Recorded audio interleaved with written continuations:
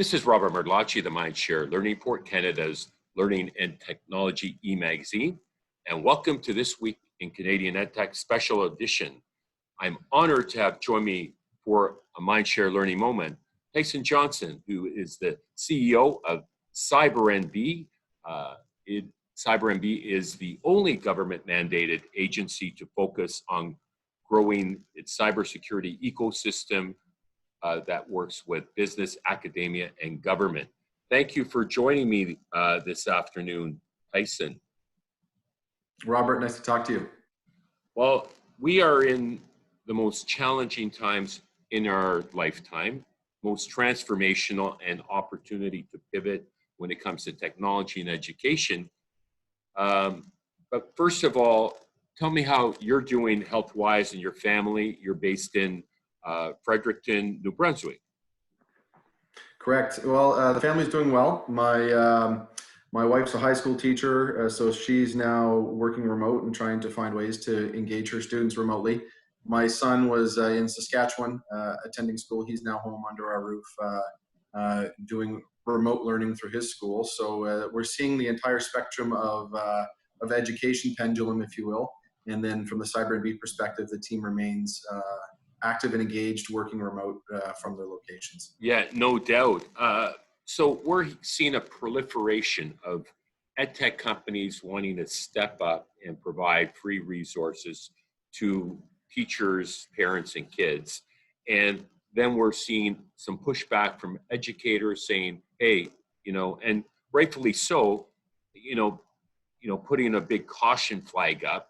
And so from a privacy perspective, not all technology is bad, but there is some learning. There's a process to ensuring the safety, and this is a learning opportunity for all of us.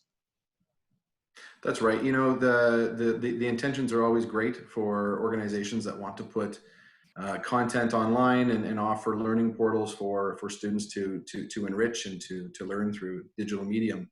And so there's two sides to that coin. One is the user beware side. So for students and parents, being able to assess online learning opportunities and determine whether or not the sites are safe and secure. Are they asking for too much information? Are they requiring personal information of my son or daughter? Are they collecting information that they shouldn't be collecting that's too personal? Are they requesting email engagement with my son or daughter? Do they need to?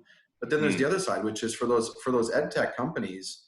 Have they done everything that they can to ensure that they are safe and secure? And the government of Canada just launched its Cybersecure Canada certification program for small and mid-sized businesses. Wow, that's really good to know. Yeah, and so if you're an ed tech company, you'd want to look at these types of certification as ways to ensure that you're offering the safest environment for the interaction of students into your ed tech websites and portals. So how are parents doing? You have a son in high school, and he's well on his way with the online portion. How are parents doing? What are you hearing? How are teachers doing? I know there was a big announcement today in New Brunswick about the future strategy there. There's, Ontario announced this week, BC announced, as did Alberta. We formed the Canadian at-home learning emergency consortium recently, of which you've agreed to join us on, because we see a sense of urgency and an importance for all of us nationally to come together and support each other. That's not happening in a systemic way, unfortunately, I'm seeing. It's very fragmented. No, absolutely. And I'll tell you from my personal experience, just under this one roof. My son goes to a school in Saskatchewan that has a enriched technology program that the students use every day in the classroom and that they take on the road with them. And they have the ability to work fully remotely on all of their programs and all of their classes at the high school level. Come back home and I look at my spouse and she's engaged in the public school system here in this province, and they have no platform in place. They don't really have a way to ensure that they can enrich technology opportunities in the classroom and for students to work remote. So what I'm seeing here is my son, it's absolutely seamless. He has come home from Saskatchewan and hasn't missed a beat. He continues to be taught by his teachers every day online, working with his classmates remotely. It's seamless. And yet in this province in particular, and I'm sure this is what we're seeing across the country, is the public system is struggling to figure out how to put in a ad hoc program to solve the problem between now and the end of June. I think if ever was a time for us to agree this will never happen again in public education, the time is now. And this should never happen again. And so this should be a call to action, significant call to action by every government from coast to coast to make the investments. 100%. And that's what inspired our initiative. And tomorrow in the Mindshare Report, we're going to have a free resource bank of solutions that are available that edtech companies have stepped up to provide, that's curated for subject areas, all grade levels, and tools as well. And there's the wellness piece too. You know, wellness in this time period is a tremendous challenge for all of us. I mean, so I was forced to close down my co-working innovation center, of which that's a backdrop. I am here today because one of our members is doing some mask fitting. So we're supporting the workers that are going to homes and helping them get ready and be protected. And then 3 days of hockey a week doesn't exist anymore for me. There's no sports on TV. You know, if someone presented that concept to me back in January that was going to happen, I would have thought, you're out of your mind. And it's almost like we're not going to be able to go hiking outdoors in our ravine any longer, you know, sometime soon. So the wellness piece, you know, is also something that we're all grappling with. And, you know, positivity is and courageous leadership. It's never been a more opportune time for us to step up as leaders.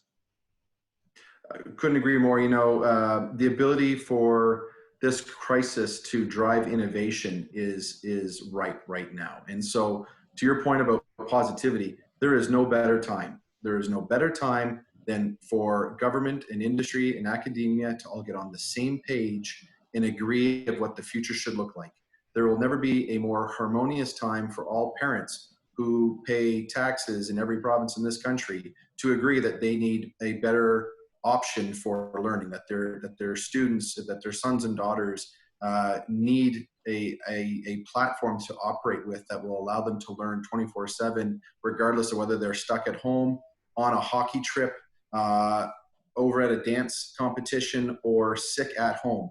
The ability to have a robust technology platform to support learning that enhances learning in the classroom and that allows distance learning. This should never be a conversation you and I have to have again in this country. Absolutely. That we are not prepared. You know, the term that comes to mind, there's been a lot of terms thrown around about, you know, remote learning, distance learning, hybrid learning. You know what comes to mind as we were talking? Agile learning. That's really what it's about. It's having the agility to learn using the right tool at the right time. One of the challenges Ontario had was they kept referring to online learning. And parents are losing their minds thinking, my kid's going to be online learning all day long, not knowing what to do. Well, you know, you're going to get an email. You might have an activity that you work offline. It's not all about online. So agile learning, how does that resonate with you? The agile part? Yeah, I couldn't agree. I couldn't agree more. It's technology as an enabler for learning online, offline, in the classroom, outside the classroom. Agile is absolutely the right phraseology. No, look, the irony is they're demanding that most of us all work remote now through work from home. Well, the only way we can do that is because we've been enabled. We all have VPN, right. We all have laptops, we all have smartphones and high-speed internet. Why should this be any different for learners? Learners should have access to the same technologies, which by the way, you know, the United Nations and other groups are now stating that access to internet is becoming a basic human right. So, right. Yeah. So we shouldn't be so concerned about the lack of connectivity of a small cohort. We should be empowering the masses in all these amazing young minds to have access to the technologies and the learning opportunities that they need to be successful. Absolutely. And part of our consortium, we pulled in there's a National Association of Telcos, and we're appealing to them to support parents and kids at home who might not have internet access. One of the teachers I spoke with recently from TDSB estimated out of his high school students, about 20% actually didn't have access at home.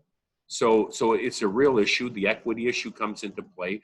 But before we wrap up, perhaps you can offer some advice to parents and teachers and ed tech companies on how to make sure you're most compliant as possible, what to look for. I just got a phishing attack on my phone this morning from what appeared to be the CIBC, and I didn't have enough funds in my account, which I know I do for now.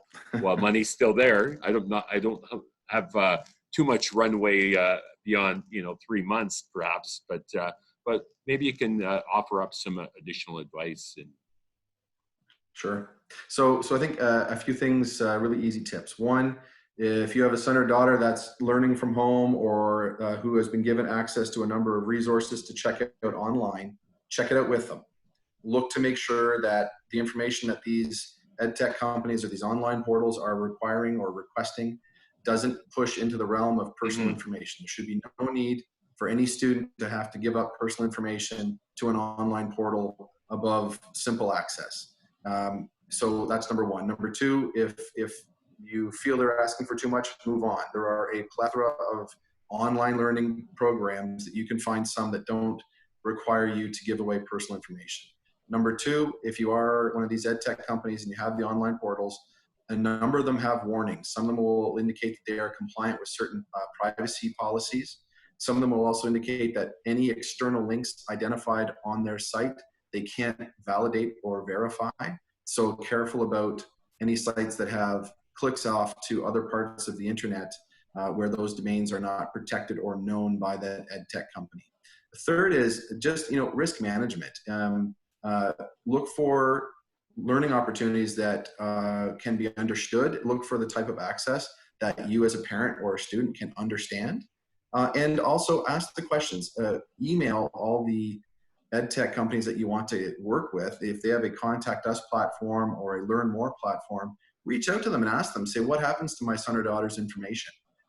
Why are you collecting this? Are we able to do this without providing this information? And protect that so that you don't get that CIBC spam email showing up in your email box, or that your son or daughter doesn't receive what looks like a friend request and turns into something that installs malware on your system. So caution on the front end. Be diligent, but obviously it's a risk management exercise, knowing that for the most part these sites are trying to do the right thing. You just want to use the ones that are going to minimize your exposure and giving personal information. Great advice. And you've got some resources available and can recommend some resources that are curated as well? We do. If you follow CyberNB on social media, including LinkedIn, we have a number of resources that we've listed, which are digital technology learning sites where students can go and take a look at the resources. Some of them they've been bucketed into age-appropriate categories as well. So feel free to take a look at those. And if anyone has any questions, don't hesitate to reach out to cybernb.ca, ask questions, and we'll get back to you as soon as we can. That's awesome. Thank you so much for your time this afternoon, Tyson. Thank you, Robert, and wish you well.